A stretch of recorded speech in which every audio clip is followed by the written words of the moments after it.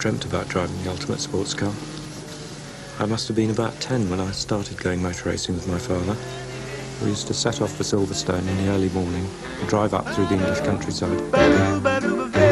Oh, life could be a dream if I could take you up in paradise up above.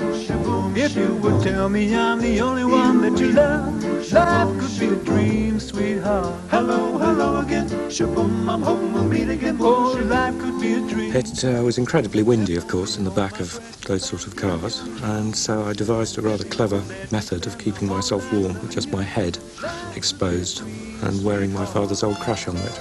And often, if it got too windy, I could just tuck myself away completely under the tyre. Look at you, something is on my mind.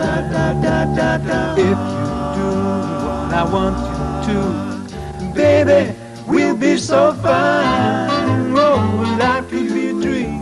In the early 50s, a 4.5-litre Bentley was considered to be a bit of an old banger. It certainly looked rather antiquated, but in fact, of course, it still performed magnificently. Shaboom, shaboom, ya-da-da-da-da-da-da-da-da, shaboom, shaboom, ya-da-da-da-da-da-da-da, shaboom. Oi, off at the London and Brighton, mate.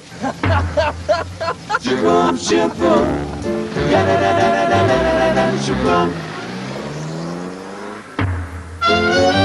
Every time I look at you, something is on my mind.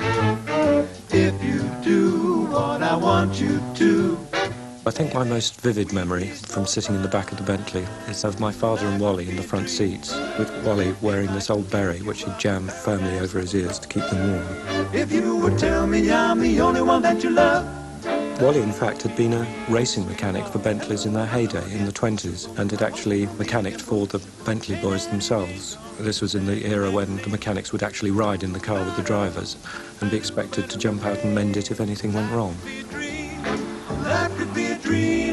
One of the things my father liked most about the Bentley was that you could actually drive to the meeting, prepare the car, race it, and still drive home in it at the end of the day.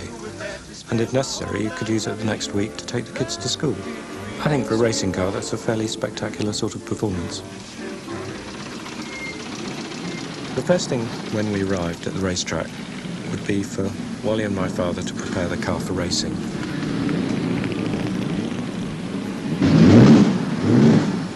I used to enjoy wandering around the paddock, listening to the different sounds that the cars made, smelling the smell of Castrol R, which is a very distinctive smell. There was the high whine of the superchargers on cars like ERAs, and the sort of much deeper rumble from low-revving Bentleys. And then some extraordinary cars, such as the Napier Railton, with enormous, giant engines from the Edwardian era.